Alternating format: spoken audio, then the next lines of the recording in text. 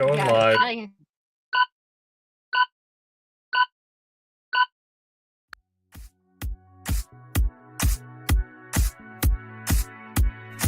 Welcome to the Jira Life, the place to find news, events, and interviews with the Atlassian Community's movers and shakers. Join our hosts, Alex, Dr. Jira Ortiz, and Rodney, the Jira guy Nissen, as well as the Jira amigos in the Peanut Gallery, as we sit down and discuss the latest going on in the Atlassian ecosystem. Because we didn't choose the Jira Life chose us.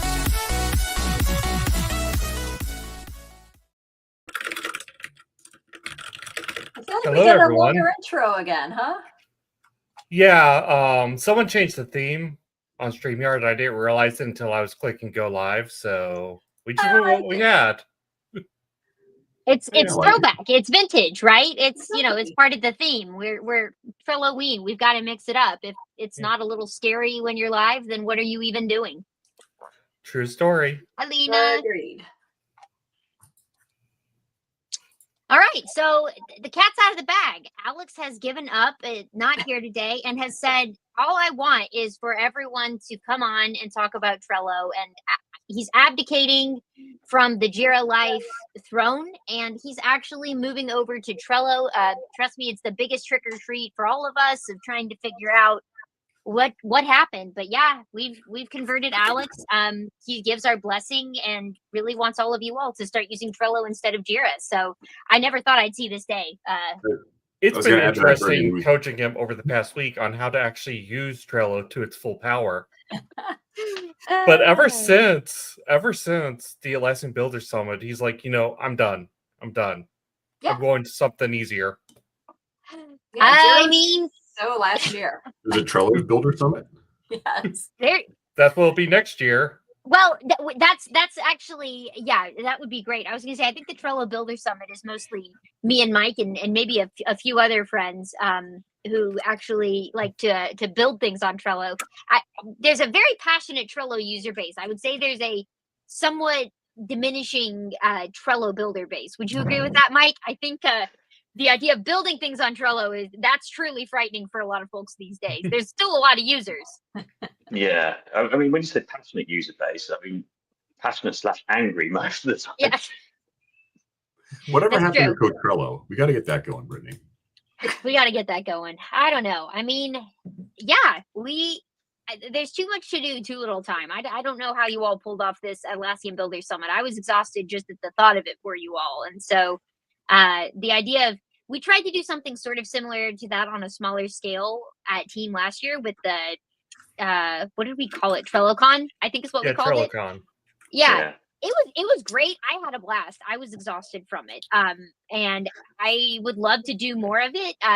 But also, man, there's just only like so much time in the day. And, I really, at this time of year especially, start kind of moving into my reflection mode, and I start saying no to new projects, and I just really take it easy. And then I start to, blow everything up again in January. But I'm starting to think through, like, where do I want to focus my time in Trello? And where do I want to, like, is it Coachella? Is it doing more of these like events? Is it, do I need to make some more content? Do I want, like, what all does that look like?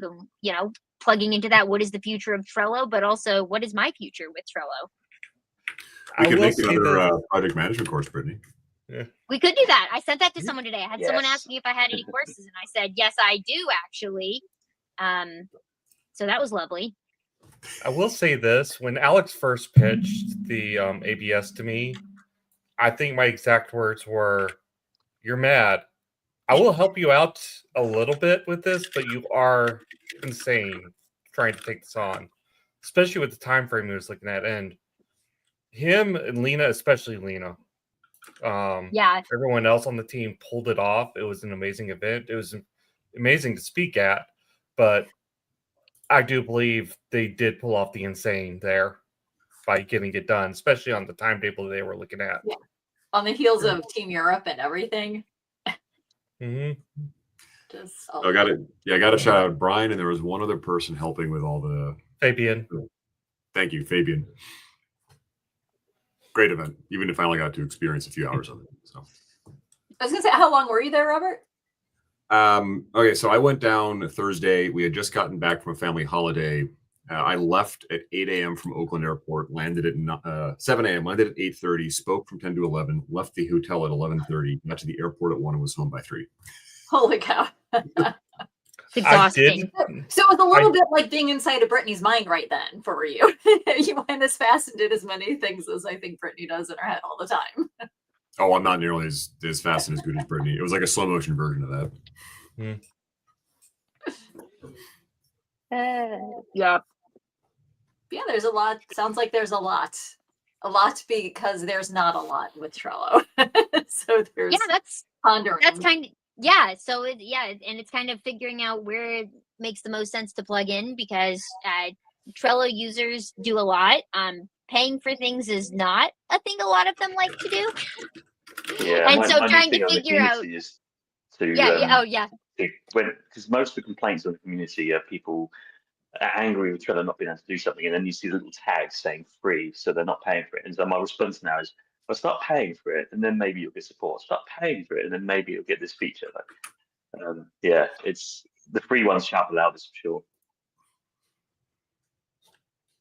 Yeah, but the expectation setting, the level setting of any of it, right? Like the events.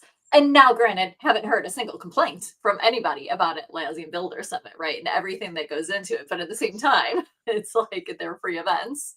And so then what do you put into an event if you were going to do, right, the Trello event? Because that would also be free, I assume. Yeah, the thing we've found really difficult is, in a non-virtual sense, trying to find Trello users in big enough numbers in a locale. Yeah, we know they exist.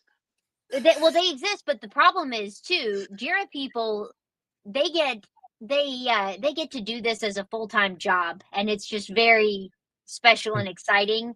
Every Trello user I know is managing Trello for their team is like one of 20,000 things that they do. And like, Jira admins, that's seen as a career path, and that's seen as a thing you would go to a conference to improve your knowledge about that. Nobody that I know of using Trello would, because it's primarily small business owners. So even if they can like justify it to themselves, like a lot of them are going to be like, they just can't justify the idea of like taking the day off of work to go to a conference, let alone spending money on the conference, let alone buying a flight and hotel to go to a central location, because we don't even know where all of these Trello users are. So I think that's what makes it kind of difficult. I mean, then, meet them where they're at, right? Would this be then a virtual event? Yeah. Line up a few days of talks that are virtual and find some way to add some kind of interactivity. I don't know, someone signs up online and they spend an extra $5 and they get a taco stuffy in the mail or something like that. And maybe, yeah. I mean, yeah. Well, then mailing internationally can be kind of fun. But yeah, no, I mean, I definitely agree. I think the idea of, I could see doing TrelloCon and doing it in a way that's more of like a virtual conference with sponsors and like actually sells tickets and things like that. And it's one of those like basically becomes, you could buy after the fact like access. So in case it's like, yeah, you've got meetings or something, so you can't attend live, but with your ticket, you get access to the recording. So it can basically be your own sort of Trello course for a weekend or something like that. Or heck, maybe we do it on a weekend just because we know, even though that's not really normal for conferences, that's when a lot of Trello people have time to explore things. So yeah, I don't know. Maybe that's what we do. 2020, whatever next year is. Is it 26? 2026 is the year of virtual TrelloCon. And that's when, choose your own Trello user builder summit. Choose your own Trello adventure. Trello venture. Here's a thought. 26 hours of Trello in 2026. Ooh, every other 12 week. hours. 12 hours. Oh, okay. I think Rodney is actually referencing my 12-hour live stream that was all at once. And I'm still recovering from that. Oh my gosh, that was 2 years ago, and I'm still I don't know how Jimmy did a whole 24 hours when he did his. Like 26 hours is wild. 24 hours is rough. It's not really the start that's a problem. It's not really even the last 6 hours. It's like that 3/4 mark that really gets to you. Yep. As Sarah will soon discover come 2029. Well, or are we having a smaller one sooner? What happens in 2029? What happens in 2029? That other what's software we're not happening talking here? about today is having end of life. Oh, right. That's a thing. Yeah, And people have already told us. Yeah, but no, those long live streams, they are rough. And yeah, I mean, content building in general, right? So you've been doing this weekly, you know, were doing the summit. Content building is a lot. It really is. And I know everybody thinks it's as simple as like some YouTube kids just come in and like do a thing, but it's a lot. And right now I'm trying to keep up with what I'm doing with Trello and also starting like another sort of content brand idea thing with me and my partner around us living in our camper and traveling around and working remotely and doing it with 3 cats and a dog. And man, you think, oh, it scales, right? You know, you do content for one, it's not that much harder doing it for 2 things. Absolutely not. Oh, it's completely different. Scale. I thought you meant the cat scale. You end up with 5 and then 8. They kind of do, actually. They do. I mean, they do. Yeah, they actually do scale. I mean, I started with, I mean, I haven't acquired new ones since being in the camper, but yes, starting with 3 cats. Yeah, exactly. It was not part of the plan. So, Brittany, for our viewers who may not have been following along, why don't we dig a little bit into that? What exactly have you been doing here lately? Yeah, so basically, my partner and I, we've had an RV camper for the last 1.5 years, and we're kind of just doing stuff in it like part-time and taking trips, you know, just for like long weeks or weekends and trying to see if we liked it or not. And in this past August, we made the jump to full-time. So you are looking at me in my office and my house. We do not have another sort of house. Like, this is where we live. And we're based in a campground near some family that's got, you know, really nice, like, sort of area. But we also are traveling around in it. And so we just got back we went to Buffalo, New York, Toronto, Canada, Lexington, Kentucky, and Dandridge, Tennessee. And just got back from that earlier this week. And it was quite an adventure. It was a lot of fun. So, yeah, we just, you know, pick up and go. And we've got Starlink and T-Mobile hotspots and all sorts of stuff. And I've got my full setup here. I've got an external monitor in my desk. So I really have like all of the amenities of home and office, but I just pick it up and take it with me on the go. And it's been awesome. We started a podcast about it. If you go to zoomandZoomies.buzzsprout.com, I'll see if I can put it in the chat here. But basically, we have a whole podcast all about it, and it's you can follow our adventures there where we talk about what it's like and different sort of things that we're experiencing and learning, and you know, how we make this work. We're about to do start incorporating some guests, and so we're actually planning to have Mike on. We're going to chat about that sort of nomad life. Yeah, it is next week for recording that. And so so basically just chatting about what that nomadic life is like. And part of what kind of inspired it is every now and then we'll like be at a gas station and I'm like, my 5'2" self is like filling up this like massive truck and camper, and they're like, I could never do that. And I'm like, oh my gosh, if I can do it, anyone can do it. So and just kind of the idea of like, you know, prioritizing the things in life that you want and making things happen and figuring out how to work from anywhere and how to be productive with that, but also enjoy where you're at. And kind of plays into a lot, honestly, of like some of the stuff we were talking about earlier this year at Team with the whole like work-life integration and how it's not always like there's a work tool and there's a personal tool. And it's like, we just throughout our day have all sorts of things we need to do, and forget the tools. It's about figuring out how do we see what we need to do and make it happen and solve those problems. So getting a little philosophical there, but yeah. And said this falls on the heels because you're not the first Atlassian personality to I'm not. Kind of go this nomadic lifestyle. We obviously have the incredibly infamous Rachel Wright. Yep.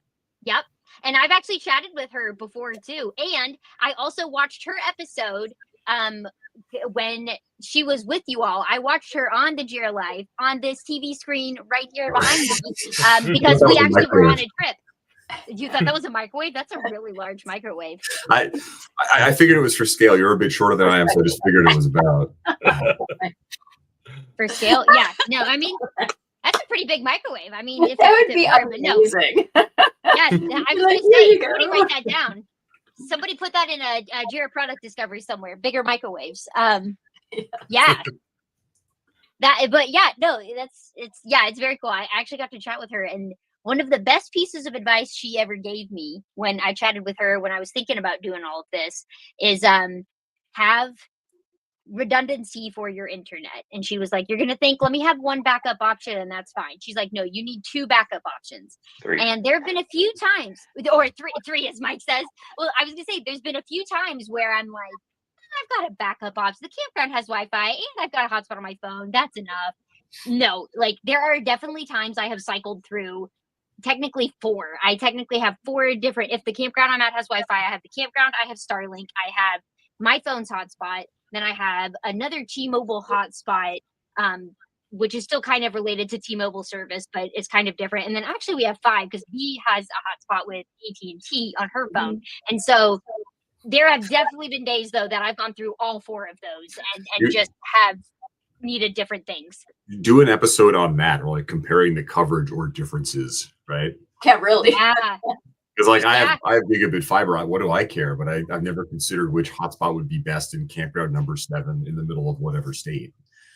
It's true actually. Like, and I mean, I think that's the real stuff I wish people were posting reviews about, because it's really cute when, you know, people are leaving reviews about like, oh, this campground's very pretty. And it's like, I want to know how good the cell service is. And sometimes people will do that. And that's like really helpful to see. I know like on, there's this site called like Campendium where people can like explicitly review like how good cell service is.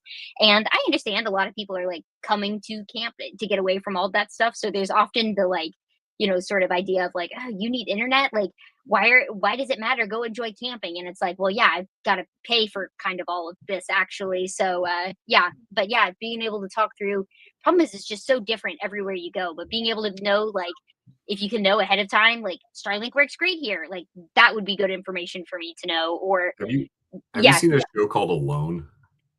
This will come back. So they take 10 survivals, they drop them in the middle of nowhere, Alaska something, and they get 10 items and they record themselves, and whoever lasts the longest wins.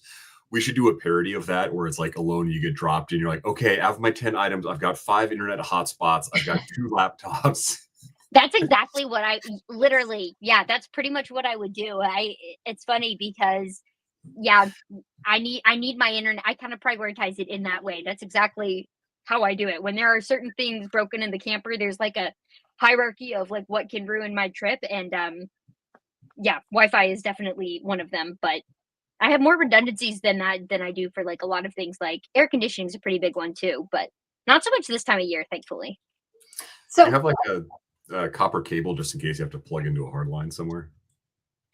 I don't, just because I don't know where I would find a hard line. Like they don't put Ethernet in the trees over here. It's weird. Oh, I meant like phone. Oh, like who uses that? No, what? I don't. Yeah.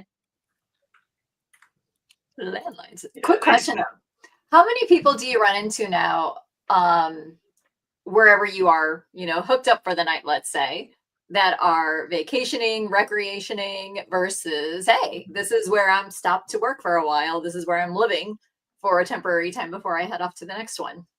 I would say in places in reality that I end up going, it is mostly that former group of people fall into kind of 2 buckets, right? So I would say like where it's probably majority vacationers or just like traveling around or doing it.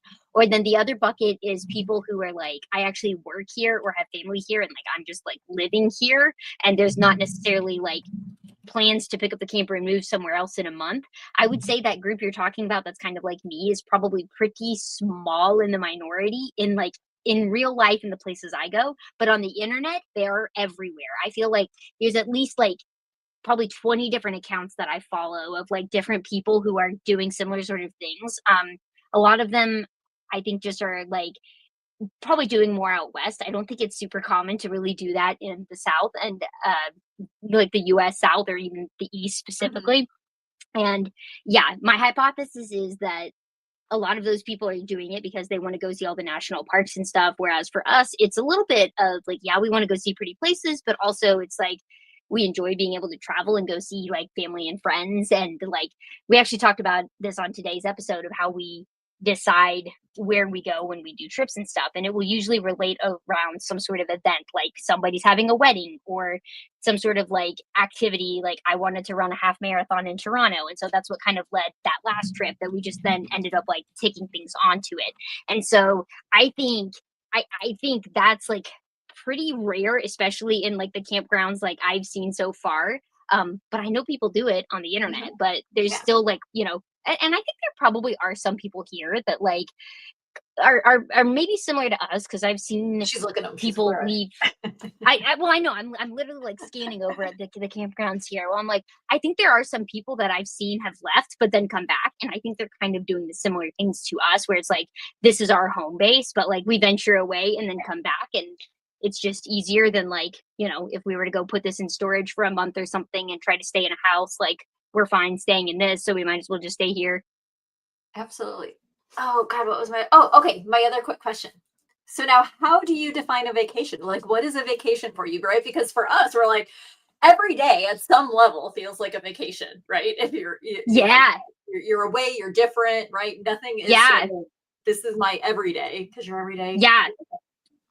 Yeah, it's and that's I think what's also like really tough for a lot of people to kind of conceptualize about this lifestyle. And I think for my partner, it actually kind of took her a little while to kind of get used to that too. When we started doing this full time, is like, wait a minute, every day just feels like we're on like a trip. Whereas for me, I have been so used to like working remotely and working from different places because I love traveling, that I've genuinely been doing that for the last like decade. Like even before COVID, like, you know, I was like working from a lot of different places. Like I would go to Europe for a week and maybe take a day or two off, but like work some of those days, or, you know, different sort of things. Like we had family we'd go see around the holidays for 3 weeks, and I would, you know, work remotely for some of that time and take some time off. And so I think it feels pretty similar to that to me, where I just understand like, you know, some days are working days and this scenery just changes around me. And so it's less about like, what does it look like around me or what is my environment, and more about like,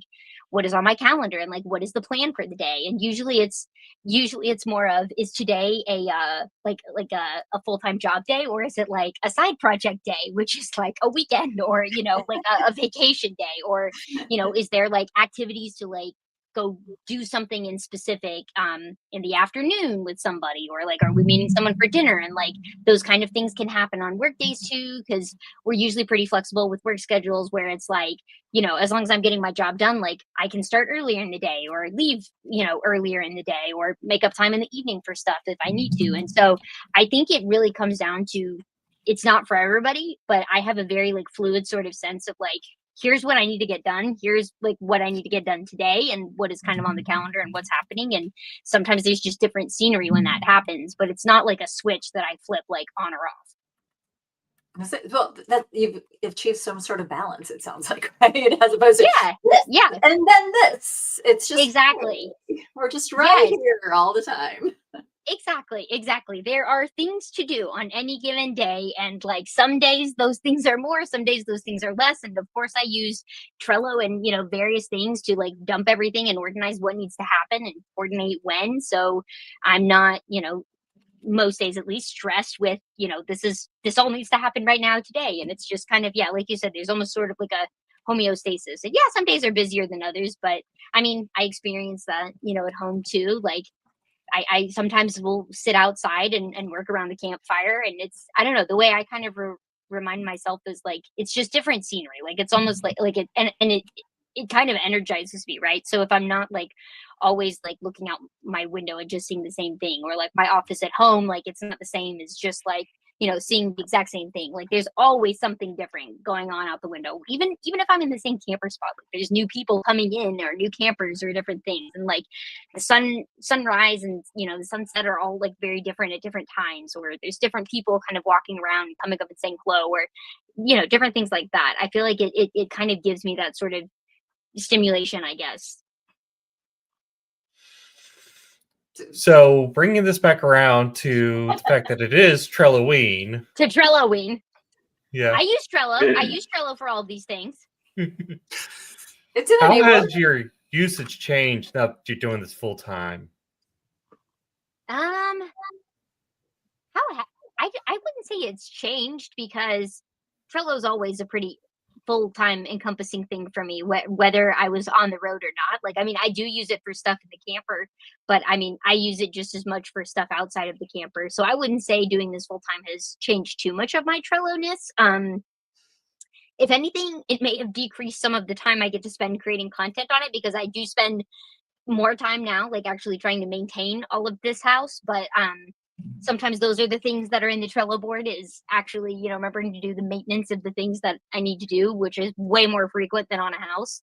So, yeah, I would say that's part of it. But yeah, overall, I mean, I don't think it's, it hasn't decreased. It has just kind of ebbed and flowed. I would say my Trello usage has not decreased, isn't the right word, but I have become, hesitant and nervous isn't even the right word. I have started becoming more cautious, I will say, about advising users about Trello for project management use cases, which is, I mean, I think we talked about that a little bit the last time I was on here. Mm-hmm. And I'm not telling anybody to stop doing that. I'm not stopping doing that. But if people are trying to evaluate, should I start setting up Trello in this or that way, I have become a little more cautious about, FYI, sounds like that's not a direction Trello really wants to lean into too much into the future. So I'm not running away with my workflows yet by any means, but I'm just giving you the information I have, so that, yeah, in theory, you probably won't use Jira as an alternative, but that's what Atlassian wants you to do if you have any sort of like project management related use case, even if it's lightweight, which I still think Trello is really good for. But yeah. By the way, I was starting to think that we should double down on all the things that Atlassian don't want people to use Trello for. Yeah, be like, don't actually use it for this. Let's be their nightmare. Yeah, be their nightmare. I think that'd be fun.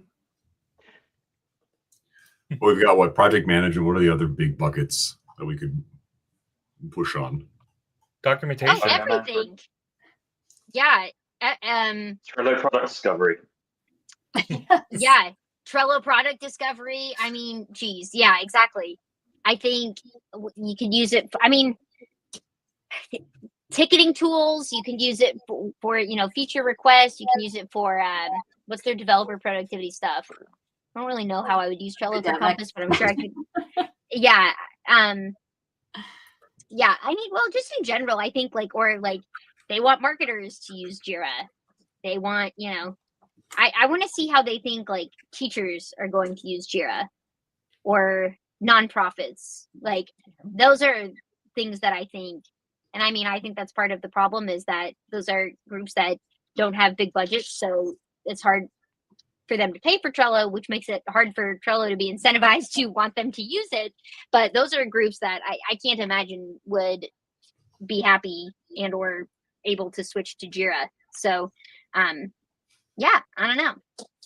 Yeah, and I guess you could argue that from a cost perspective, Jira isn't massively more expensive from a subscription perspective, but that's not the issue for the people I deal with. It's the fact that it's the cost of getting Jira set up and running that they can't stomach. And with Trello, they actually get themselves set up and running on their own. Yeah. And they're just not, the people I deal with just aren't able to do that with Jira. Well, they should be using more team managed projects, Mike. Yeah, see, again, that team managed projects is Trello, really. It's that kind of level. And yeah, I think that if you could get to the point where people can get up and running with Jira, with Jira on their own, if it was simple enough that anyone from any walk of life can do that, then Trello could disappear. But until that happens, it's not going away. And I'm actually seeing an uptick in inquiries recently of businesses using Trello, which is not what Atlassian wants. Yeah. Somewhere. Yeah. What if we go the other way? What if we make Trello as complex as Jira to try and attract the people who use Jira into Trello? They kind of hinted at doing that, not complex, but they're making Trello as awkward as possible to use for those instances to try and encourage people to go to Jira, which I think is a really stupid idea. Because what they do is get people to complain in the hope that they're going to move to another product. So another more complex product. Yeah. Yeah. Sophisticated. I have a little bit of a different take though from that. I could see a leap from Trello to Confluence easier than a leap from Trello to Jira. Now, I don't have a ton of experience, but there's so much going on there, right? With the databases, with the card views, with, the columns, all of that. I keep feeling like Trello's getting pushed there. I could see that, Sarah, in the same sense of, Mike, I know you've been exploring a lot more with Notion lately, and I have too. We use Notion at work. And I think for a lot of reasons, it wouldn't be a Trello replacement for me. But I can see how for probably 90% of users, they could get what they want out of maybe not 90%, but a very large chunk of them could get at least a majority of their use cases met with something like Notion, which obviously Atlassian Confluence is trying to be kind of similar to that. And I think it's come really far in being closer to that. It's still not quite there. It still has that, I feel like, enterprisey feel versus Notion feels a little more like playful, but I could see that, Sarah, for exactly what you said. Like, I think there's a lot of the like workflow sort of things where, you can kind of organize tasks this way. There's like the concept of databases, but then there's also like freeform content and like collaboration and pieces. So yeah, I could see that. Yeah, but I still think it's too complex for a lot of Trello users. In the sense that Trello's really, although Trello is a blank canvas, it's really defined. You get a board, list, and card. And that enables people to just get up and run it really quickly, even with very little knowledge. And I still think that Confluence has got too many bits involved, too many features, too many different ways of doing things that it would overwhelm people quite quickly, especially for kind of non-tech businesses. To be honest, I've been spending the last 2 years trying to see if there was a natural alternative to Trello, and there just isn't, in terms of the simplicity that it has and the ability that anyone can pick it up and start using it. There's not really anything that comes close, and that's frustrating because there's all these tools out there, but they all kind of sing to the same audience, and it leaves Trello audiences completely behind.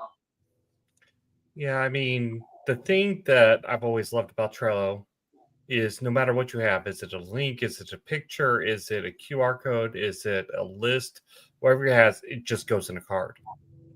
Mm-hmm.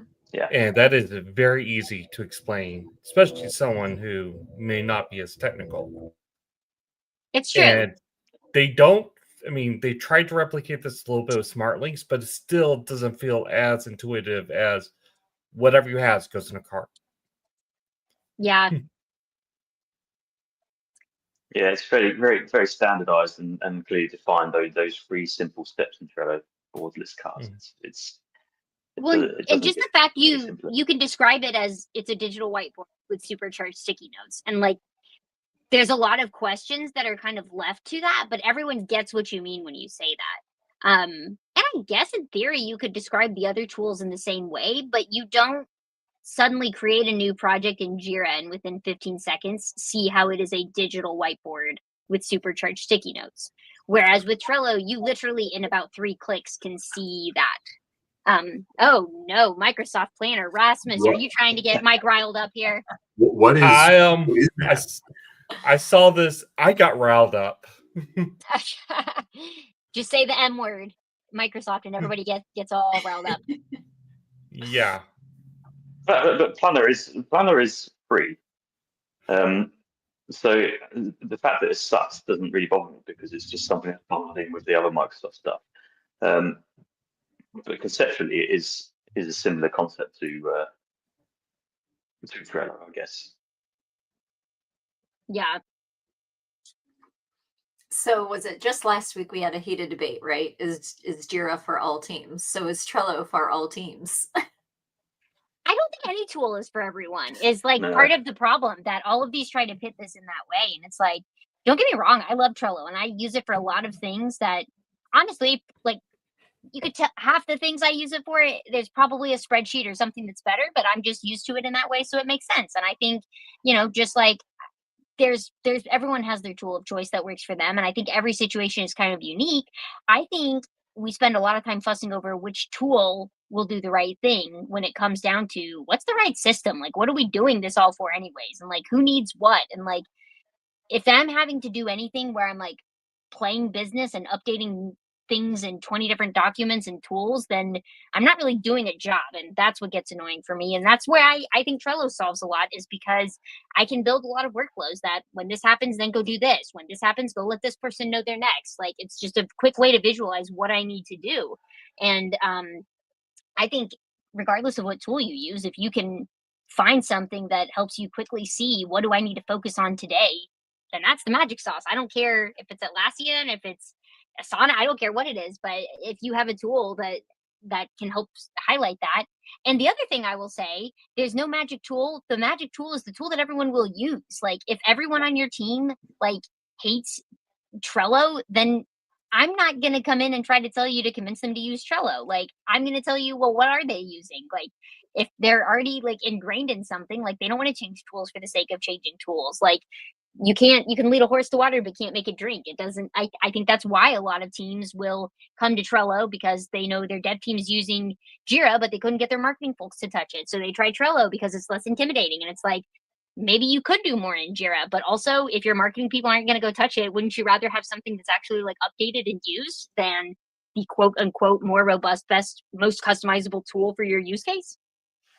I think that the tool, the fact that it's just the tool as well, I think what we've come to in this world, and bear in mind that we work with companies, or we work with tools from companies, and their job is to sell their tool, is that we've shifted the emphasis to the tool. And the tool should be the least significant part of your entire process and your entire business. It's just a tool which should help you do your day-to-day job and make it a little bit easier. And now we've got to this point where, for example, CRM, everyone thinks the word CRM is related to a piece of software. It's not. It's a way of working. It's a way of interacting with customers, and all these tools have become that. They've become the defining point of what everyone does. And I've kind of got to the point where I'm really doubling down on the idea that you find out what you want to achieve and find the best tool that fits, regardless of the ecosystem it's in, and that's going to give you the best success. Like Brittany said, it doesn't even matter whether it's Atlassian or whether it's another tool. It's got to be something that both the business benefits from, but the users benefit from, because they come hand in hand and there's a balance to be had. But yeah, I get kind of irked by other consultants where they kind of push you down. You should be using this tool because that's the one I sell. I've actually turned customers away or clients away because like they've asked me something. I said, no, Trello is definitely not the right thing for that. Maybe you should try Monday. It's a better fit for you. I'm not really the expert in Monday, but here's a couple of contacts. Like you've got to kind of go down that route and give them the best option or the best fit tool for what they're trying to achieve. How do you sell that upstream? Sorry, Rodney, go ahead, and then we'll go back to my question. Yeah, I mean, I think you put it best in the right tool is the tool that people are going to use. Yeah. In which case, I'd argue, based off experience and the fact that we're still having this fight in 2025, a spreadsheet might be the most perfect tool ever invented. People always come back to them. People always come back to them. I mean, even I find myself using them for some things when it's like, maybe I could do this somewhere else, but. How much of that is just like security blanket though? It's like I go to Google Sheets all the time. Like, oh, I could do this script for 5 days and figure it out, versus if I took an hour to research, I'd find a better thing. It's a comfort familiarity, isn't it? Yeah, for familiarity, and like I think to some extent we're just kind of tired of tools. I feel like especially in the age of AI, like everybody's making something new that does something super custom, myself included, like every other day. And it's like some of it's really cool and some of it's just like at the end of the day, it's all a wrapper for someone once told me the entire web is basically a wrapper for a spreadsheet. Like, think about it. Everything is referencing something from Excel, fetching data and displaying it in a way and letting you give a way to update it and go send it back to that. Like, it's data and UI, and that's it. Sorry. Yeah. That's totally what I believe, no matter how. For me, that suggests something about the underlying nature of how most people work most of the time. If we keep coming back to this in different contexts, different businesses, different stages of life, like there's something about the spreadsheet that's like answering a lot of these things, suggesting the problems are all similar. Mm-hmm. Yeah. I mean, it's just a dead simple way to plot data. Whether data is what you need to do, or data is sales figure, or data is whatever, it's just a dead simple way to, and this is what makes Trello brilliant. It's also, I mean, it's a different way to plot data, but it's just a dead simple way to plot data. Yeah. Yeah. Yeah. I think Brittany's got a point with Trello in terms of the usability. I definitely see, comparing to other tools that I've worked with and implemented, like the user adoption for Trello is substantially higher than other tools. There's far less resistance because it's kind of more relatable to the end users, regardless of where they are, unless perhaps the exception is people who have been in product development or software development for a long time. But generally speaking, any other walk of life, people are far more comfortable with using Trello compared to other tools. Yeah. But then, so my question though, so while we all agree, right? And I think there's no disagreement amongst a lot of people, is the best tool is the tool that works. The best tool is the tool that people will adopt and use, and, does some things it needs to do. And then I think our challenge becomes with the definitions of what do those tools need to do. And then my question was, right, it's selling it upstream, because you have these organizations that are like, streamline the tools, everybody standardize, everybody use these tools, because we have, we have to be able to report, we have to be able to output, we have to be able to show. And when we have all these disparate things, so, to me, that's almost the bigger problem to solve, is that, I don't know, like, how do teams, right, be autonomous? It's the old story. You be autonomous, but also show your value. Right? Yeah, exactly. It's a problem that, call me a pessimist, but I don't think any one tool is ever going to solve. It comes back to systems and, sort of, I don't know, people, you still have to do your job and communicate your job, like, and communicate that value and what you're doing. It's like, it's up to you to, like, make sure the next person is like, knows when they're ready. Like, there's not a magic tool that can, suddenly do it all. And if it can, then it'll do it all on its own and you're not needed at all. So. Yeah. And I think, I mean, there's a reason why I try and focus on small and medium businesses, because you don't have to get into that issue. But it's also a case that where there's a system, where there's a tool, there's also a workaround. So if you're a large organization and you kind of top down push these tools, the users will just inefficiently duplicate their work. They'll do the work they have to do in those systems, but they'll probably do the bit they want to do somewhere else. So I remember working for a very large company who spent millions and millions implementing SAP, and everyone just carried on doing their work in spreadsheets and then manually duplicated that data in SAP because they had to, because the business told them to. So definitely, and I think Atlassian might be onto something with their current kind of conceptual sort of system of work, where they are trying to shift the emphasis away from top down and build this sort of ecosystem that enables people to use these tools in the way they want to, that benefits the balance of business versus user. But I don't think the companies that are buying Atlassian products have got there yet, because I think top down is kind of like a control element, and until you shift that emphasis, the problem's going to exist regardless of the tool you use. Yeah. That behavior reminds me of the what was in India? There was a bounty on killing rats, so people just set up rat farms outside the city. Mm-hmm. Like for every rat tail you brought in, you got so many dollars for every rat tail you brought in, so people just started breeding them. Yes. As soon as you create a game, you create ways to win it, right? Everything gets gamified to an extent. It's true. Yeah. It's all about incentives. It's it's something I I loved about studying economics. Like it really comes down to everything comes around incentives. Or de-incentives sometimes, unfortunately. Yeah. Right. Or exactly. Or, you know, unintended incentives. Like it's not always intentional, but yeah. I've also seen with Trello a few customers where a few clients where they're working for big organizations, and they've kind of, you know, centralized IT has told them they can't have Trello, that they'll just like put it on their personal credit card and expense it so their whole department will get it. So even with that, like if you've got a big organization, people are finding ways around the system to still be able to use Trello. They do, unless they have guard. And then if they've used their work email addresses, it will surface. but yeah, and that's exactly right. Is like a river, right? It's going to find its path. It's going to find its way to get to where it needs to go, whatever those obstacles are. Now, I will say though, going back 1 second to the spreadsheet, because the more I think about that too, though, I think there's data and then there's context for that data too. And that's why spreadsheets don't work everywhere all the time, because of sometimes you need some extra context around it. There. Now I've said my piece on that.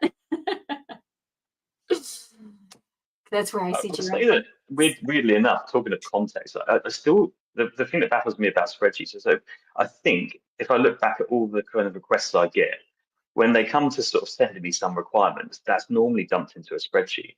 And I always think that's actually the least likely use of a spreadsheet, but so many people use it just to dump information like as a notepad. That's the one that I've never quite understood. It's so powerful when you talk about data and numbers and calculations, but people using it for that kind of just dumping of text is something I never thought I'd see. But again, I guess it's just familiarity. Yeah. I mean, you can put tables in Word. Sorry, if you have to use Microsoft. I'm a Google shop, right? I use Google Sheets, and they're starting to blend in so much Gemini and other features where and we're seeing this with Canva on the other side. Like all these platforms are starting to have to feel to do everything. It's like Canva has spreadsheets now. Okay. Google Sheets though has all these new formatting things, which I guess are useful, but it's encouraging that behavior, Mike. People are seeing it now as, I'll put my data, I'll put my knowledge information in here. I'll put my little to-do lists, and then you end up with 4,000 untitled spreadsheets, right? But that's okay, because eventually they'll just all go into an AI, and then the AI is going to sort through everything for you. So I still believe we're leading to unstructured data. That's my thing is just as long as you have something that can unwind it and figure it out. Yeah. It's going to not matter how it's put in. Yeah. And I think that's it'll be like program your own UI, right? Because if you can just dump everything in however you want to dump it in, but then you can have your agent or whatever that is, and you say, I like to work with my data in a Trello-like way. I like to work with my data in a Jira-like way, right? Just to oversimplify it. And then it'll just present itself to you in any way you want. And so Matt Doors here, he might remember that I think he's the one of them also likes Red Dwarf, and there's a thing in the TV show, the genetically engineered life forms that change change the way they look depending upon who looks at them. And so that people see whatever it is they want to see, and people see whatever it is they like to see. And so eventually 100%. we can get that way. Okay. I got a total aside. What if multiple people are looking at these life forms? Sorry, what? So the life form changes what it looks like. So if Mike's looking at the life form, it looks like whatever Mike wants it to look like. But what if I'm also looking at it at the same time? You're seeing the exact same thing. You're not the exact same thing. You're seeing whatever it is you like, because it's more about a perception than the actual physical thing. Like it can, you're projecting onto it what you want to see. It's a telepath. Okay. It's just Charles' behavior. Sort of like that. Yeah. But it's not like morphing into different things on different sides of itself. No. Yes. Okay. Sorry. I just had to understand that. Deep into the lore of Red Dwarf we go. I mean, we've been everywhere else this past 15 minutes. Why not? Right. Yeah, right? Let's go everywhere else. I think we somehow got from camping to spreadsheets, now to Red Dwarf. Yes. And see, eventually one day... Red Dwarf seems like a very British reference. It is. Was it a big thing in the US? I mean, I that was like a cult show for me when I was growing up. Oh, so I love somebody else that knows it. It was a PBS thing, I think. Yeah. At one time, and then I had to subscribe to, I think I subscribed to BritBox just so that I could rewatch it, and my kid loved it too, and that made me so happy. And every now and again, he's still like, "That was such a good show. That was so funny." And it didn't matter that it was made in the '80s, and he's a product, from the 20-teens. He still appreciated it. Yeah. Okay. Good. Somebody else knows it, so I'm just not the only one here feeling awkward about my reference. Yeah, it's a very niche reference. I know, right? But it reminds me so much. I think you found your family here, Sarah. I might have. Yeah. And that's what we talk about, right? This community that gets each other. Although I can tell you now a silly aside story about thinking you know your community and then you don't as it relates to Atlassian.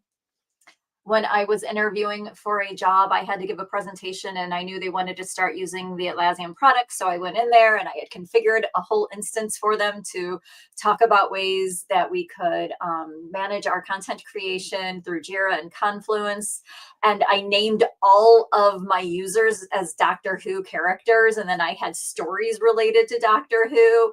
And literally, and I'm like, ha ha ha. And everybody in the room's like, what's funny? It was very embarrassing, much like this story just went over that well. Yay! But yes, it was those were not my people as much as this. Different corners of the world, different strokes, different folks. There's pot for every lid, Yeah, we've been everywhere, like Brittany will be. So you mostly stay in the Southeast, it sounded like.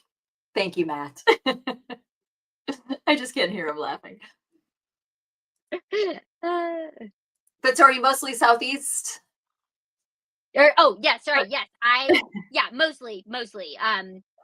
We're hoping in the spring, like especially now that it's winter and it's going to be cold. We're definitely staying in the South, but we're hoping in the spring we're going to take the camper and kind of go do a whole tour out west where it won't be like 3 days here and there. It'll be like a week or two here and there, and we'll do it for like a while and just kind of make a loop. Like maybe we'll start in the South in the spring, and then as it warms up, kind of work our way up and back. So yeah, hoping to do something like that. But yeah, for now, mostly, yeah, I don't want to go any more north. I have a plan, a trip planned to East Tennessee again.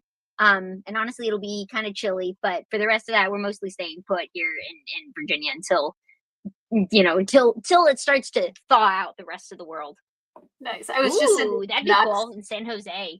Oh yeah, I was just in Knoxville 2 weeks ago. Oh no way! So it sounded like we were very close.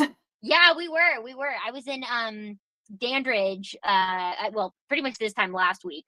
But so yeah, we just missed each other by about a week. But yeah, it's not very far from Knoxville at all. I've got family there, and so yeah, I make it there a good bit. I grew up there. That's actually where I was technically born near Rodney. But maybe not when Rodney was born, but I was born in Atlanta. Yeah, I grew up and spent most of my life in Knoxville actually. All right, so now we'll have to coordinate sometime. I'm not going out there, so I'll be like, Brittany, I'm heading. Yeah, exactly. I'll bring the camper. We'll do the show from here, and we got Sarah on the camera with me, and it's that would be amazing.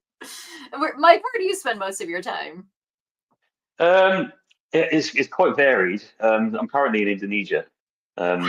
So yeah, it's. Say good morning and happy Halloween. Yes, so I am actually the only person I think in this group that's actually on Halloween attending this. It's 5 to 6 in the morning. You can see it's gone from dark to light behind me. But yeah, Indonesia has its challenges, and internet connection is one of the ones that it doesn't matter how many fallbacks you have, like they can all die at once. And that did happen 2 days ago. There was a big storm, killed power to the house, killed power to the mobile phone mast. It was so bad that Starlink wouldn't work. It's you can definitely not have backups for everything. But yeah, it's a bit of a wild and wonderful place. I've got some stories of working in remote places that are quite interesting. You've always got to expect the unexpected. So is there just some sort of almost match between like Trello and nomadic lifestyles, or somewhat nomadic lifestyles? We don't want to say it just lends itself to it. Flexibility and freedom. That's what we're all about. Trello and oddballs, I think, would be. But you can change the background on Trello as much as you want in your card backgrounds. Like, what the heck? People who like to change backgrounds and scenery. It's the product for them. Yeah, yesterday it was 11 years since my wife and I met, and I used Trello to just plot all the places we've been to. We've been to 140 places in that time around the world. Wow, that is awesome. And for both of you, right? Just to know what you want, and then to do it and to make it happen. Yeah, and it's definitely not for everyone, and Brittany can attest to that. Like, most people wouldn't want this life. But it works for us, and we love it, and we're constantly adapting. It's changing all the time. We're learning new things. One of the things I think Brittany has found out or will find out is that like as you do it more, you realize the slower you go, the better. I can see, yeah. Yeah, the rush. I want to go see everything, and then you're like, oh wait. Yeah, that's what I mean. We used to cram so much, and trying to balance work was impossible as well. Like, trying to see everything and work at the same time was pretty much impossible. So yeah, now we're a lot slower, take our time. We have a very, very good balance with work and actually enjoying ourselves. I mean, aside from the technical hitches, generally it works. I gotta say, it was nice. I traveled last week down to the Builder Summit, and it was, I miss travel for work and all that, but between the family, the house, the cats, like, it's hard. Right. I'm jealous of you two. I used to travel for work back before Atlassian came into my life, as a consultant. Actually, you mentioned Knoxville. I did the 911 system for Knoxville and the surrounding area. That's cool. Just traveling all over the country, setting those up. My wife has gone into that kind of working remote from somewhere different quite often lifestyle, and I see her eyeing campers now.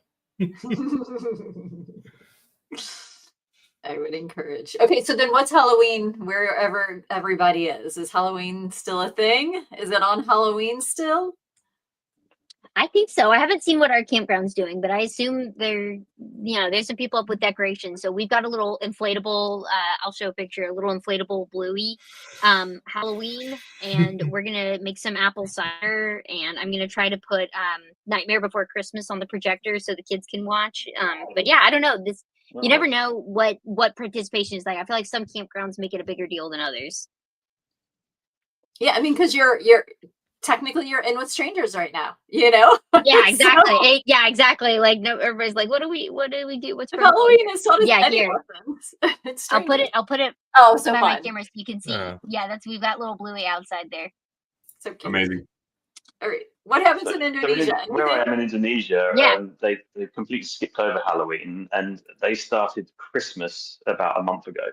So and it's so hideous as well. There's these little blue buses. They're like little minivans that carry people around, and they have speakers pointing everywhere apart from inside. And they've been blaring out Mariah Carey for the last month. That's amazing. But yeah, there's Christmas decorations up everywhere. There's Christmas music everywhere, and yeah, they really go all in on Christmas in this area. So it really is a season. Yeah. Like 3 months full of Christmas, it sounds like. Yeah.